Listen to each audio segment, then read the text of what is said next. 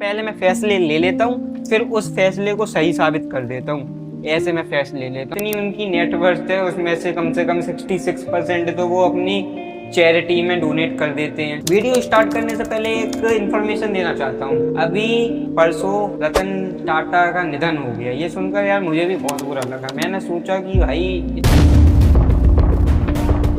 इतना अच्छा इंसान, क्योंकि भाई जितनी उनकी नेटवर्थ है उसमें से कम 66% तो वो अपनी चैरिटी में डोनेट कर देते हैं, अपनी कमाई चैरिटी में दे देते हैं। अब भैया ऐसा कौन सा इंसान होगा, मैं तुमसे ही पूछ रहा हूँ भाई, तुम 100 रुपए कमा रहे हो और उसमें से 66 रुपए आप दे रहे हो। आपने 100 रुपए कमाए, 66 रुपए दे दिए, 100 रुपए कमाए, 66 रुपए दे दिए, तो प्रॉफिट भी नहीं है।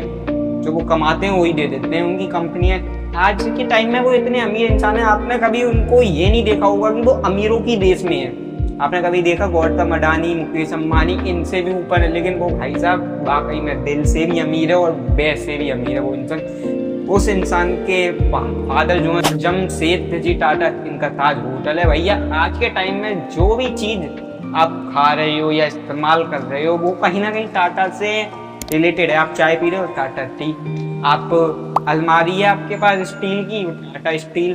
आपके पास गाड़ी है भैया, टाटा की सफारी। कितनी सारी चीजें टाटा टाटा टाटा टाटा का ये, टाटा का वो, और यहाँ तक कि लग्जरी ब्रांड भी लैंड रोवर, जगुआर जैसी बड़ी बड़ी गाड़ियां भी टाटा ही ओन करते हैं। लेकिन हमें उनकी प्रॉपर्टी से मतलब नहीं है, हमें उनके दिए हुए संदेश और उनके दिए हुए जो कोट्स हैं, मोटिवेशन की बातें हैं, वो आज मैं आपके साथ शेयर करूंगा। ये वीडियो उसी के ऊपर होने जा रही है। इस वीडियो को अगर आपको The moral fabric of India has deteriorated over these 50 years, and it's a matter of concern. We have to deal with it frontally, US, which is partly an accident.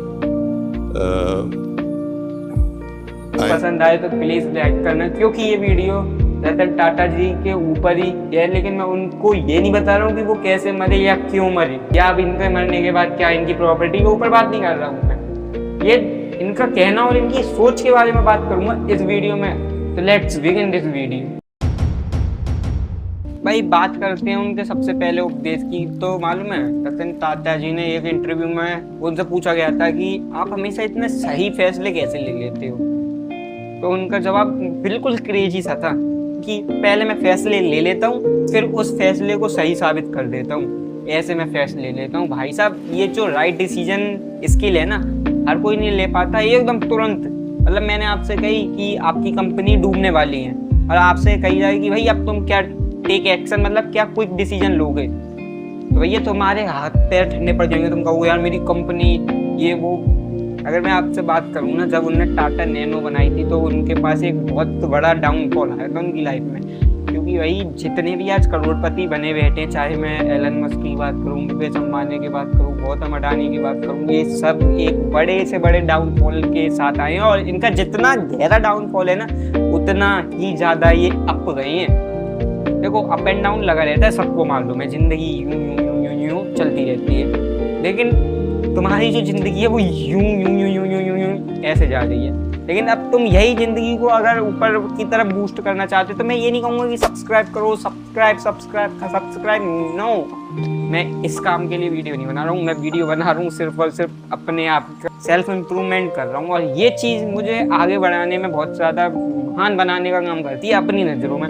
देखो एक इंसान अपनी नज़रों में महान बनता है तो बहुत ज़्यादा अच्छा लगता है। देखो मैं जो अभी अटक रहा हूँ, यही चीज मुझे आगे बड़ा बनाने में मदद करेगी, क्योंकि ये प्रैक्टिस ही एक ऐसी चीज है जो इंसान को कहीं से कहीं तक ला सकती है। अगर मैं कहूँ ना विराट कोहली से फुटबॉल खेले तो विराट कोहली अच्छा फुटबॉल में भी प्लेयर निकल जाएगा। क्योंकि भाई उस इंसान ने इतनी ज़्यादा प्रैक्टिस कर रखी है कि क्रिकेट में तो कोई हरा नहीं सकता, लेकिन उसे मालूम है अगर फुटबॉल का मैच है तो वो फुटबॉल की भी इतनी प्रैक्टिस कर लेगा कि उसे कोई हराने वाला पैदा नहीं होगा।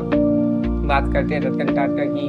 तो रतन टाटा ये ऐसा नहीं हुआ था कि इन्होंने इतनी सारी कंपनी बनाई। हुआ ये था भाई साहब कि मालूम है ये कुछ भी काम शुरू करते वो सफल हो जाता। अब सफल हो जाने के बाद वो काम कोई बंद तो करेगा नहीं। मान लो आप एक बिजनेसमैन हो, आप बेचते हो गाड़ी, आपके नाम की बनती है गाड़ी। जैसे मैं एग्जांपल लेता हूँ आकाश, मैंने बनाया आकाश नाम का ब्रांड। वैसे तो है ब्रांड आकाश, लेकिन मैंने बनाया आकाश नाम का ब्रांड और उसमें मैं बेच रहा हूँ गाड़ियाँ, आकाश नाम की गाड़ियाँ, बहुत ही ज़्यादा लग्जरी गाड़ियाँ, करोड़ों की गाड़ियाँ बेच रहा हूँ, ठीक है। अब मैं एक बनाता हूँ कि अब बनाऊँगा मोटरसाइकिल, बाइक, मैंने बनाई बाइक, वो भी उठ गया। अब मैं कह रहा हूँ चल ये बंद कर, गाड़ियों पे फोकस करेंगे, बंद कर। अब जब मेरी बाइक भी बिक रही है तो मैं बाइक भी बनाऊंगा, गाड़ियाँ भी बनाऊंगा, और फिर मैंने सोचा कि चलो अब साइकिल भी बनाएंगे, तो मैंने साइकिल बनाई, वो भी उठ गई। अब मैं ये थोड़ी है मतलब जो चीज़ सक्सेस होती जा रही है उसे बंद कर दूंगा, नहीं, ऐसे ही उन्हें किया था। उन्हें जिस भी काम में हाथ डाला वो सफल होते गए। जैसे अभी फॉर एग्जाम्पल मुकेश अंबानी कर रहे हैं, Jio world, trends, V mart, D mart, कितने सारे तो मार्ट है इनके। अब जियो वर्ल्ड, जियो प्लाजा, इतनी सारी ऐप्स हैं, जियो सिनेमा, खुद के OTT प्लेटफॉर्म बना रखे हैं। इनसे ज़्यादा दिमागदार आदमी कौन होगा? आज के टाइम में बिजनेस को इतना ऊपर रख दिया गया है, क्यों? क्योंकि भाई यही एकमात्र रास्ता है जो तुम्हें करोड़पति बना सकता है, लेकिन उसी को बना सकता है जो इस चीज़ से काम लेगा। आज के समय में लाखों लोग स्टार्टअप तो कर रहे हैं, लेकिन उनका एंड अप भी बहुत जल्दी हो रहा है। मान लो शुरू तो कर दिया, खत्म भी उसी दिन कर दिया जिस दिन शुरू हुआ। जैसे मैं अपने दोस्त का ही एग्जांपल लेता हूँ अभी, तो भाई मेरे दोस्त के एक है मामा, ठीक है, हाँ 3 मामा वैसे, इसलिए मैंने बोला एक मामा है जो बीच के हैं, और उन्होंने खोला एक कैफे। उसमें लागत आई थी कम से कम 3-3.5 लाख रुपये। अब 3-3.5 लाख रुपए में मैं पूरा बताऊंगा एक्सप्लेन करके। उन्होंने लिया एक दुकान किराए पे, रेंट पर, उसके बाद उन्होंने फर्नीचर बनवाया, टेबल, कुर्सी, मेज, एक रखा सेफ, हाँ सेफ बनाने के लिए, और उसके बाद उन्होंने 1 महीना काम किया, 1 महीने के बाद खत्म। यस, सही समझे, सही हो, बंद हो गया। अब ये बताओ, वो 3.5 लाख रुपए इन्वेस्ट करे थे उस चीज में, जिस चीज से वो कमाने की सोच रहे थे, वो फेल क्यों हो गया? क्या उन्होंने टाइम नहीं दिया 1 महीना? भाई साफ सीधी बात है, जो उनने 3.5 लाख रुपए ही थे उनके पास, और उन्होंने सारे लगा दिए। अब वो चल नहीं रहा था, आगे बढ़ाने के लिए पैसे नहीं थे तो होना था बंद। लेकिन यही लोग गड़बड़ी कर जाते हैं, क्यों? क्योंकि देखो, मान लो तुम्हारे पास 1 लाख रुपए, अगर तुम पूरे 1 लाख का बिजनेस कर दोगे, खरीद लोगे सब कुछ, मान लिया तुम सब कुछ खरीद लोगे, लेकिन अब मान लो वो नहीं चला, फ्लॉप हो गया, तो उसे थोड़े टाइम तक खींचना भी तो जबरदस्ती, क्योंकि कोई भी चीज़ चलते चलते ही चलती है। तुमने अभी पैदा होते ही भागने नहीं लगे थे, तो व्यापार है, बिल्कुल भागने नहीं लगेगा। हर एक इंसान गरीब था, ये बात मैं अच्छे से कह सकता हूँ। जो इंसान गरीब था वो आज इतने बड़ी पोजीशन पर है ना कि कोई भी इंसान उसकी बराबरी नहीं कर सकता है। क्यों? क्योंकि वो अपने माइंडसेट और अपनी किस्मत के जरिए आगे बढ़ा है। अब मैंने इसमें किस्मत क्यों जोड़ी है?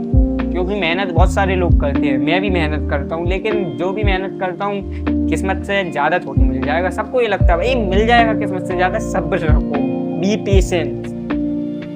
अब बहुत से लोग कहते हैं भैया पेशेंस रखते रखते पेशेंट न बन जाए, डिप्रेशन में न चले जाएं, क्योंकि हमें मानता हूँ धैर्य रखना बहुत बुरी चीज़ है। तुम किसी चीज़ का ज़्यादा ही इंतजार करोगे और वो चीज़ नहीं मिलनी है, तो वो होता है प्रोक्रेस्टिनेशन एंड टाइम वेस्ट। मान लो मैंने कोई एंट्रेंस एग्जाम दिया और उसका रिजल्ट ही नहीं आ रहा है, मैं कह रहा हूँ आएगा आएगा और मेरा नंबर आएगा, और मान लो रिजल्ट आ भी गया तो उसका रिजल्ट में मेरा नाम ही नहीं आया। ऐसा होता है ना भाई। मैं ये जो वीडियो बना रहा हूँ उसमें आपको कितना समझ में आ रहा है, कितना समझ में आ रहा है, वो आप कमेंट करके बताना। और सबसे पहले चीज़ ना, ये हेयर स्टाइल बताना बढ़िया लग रही है, बढ़िया लग रही है, देख लो।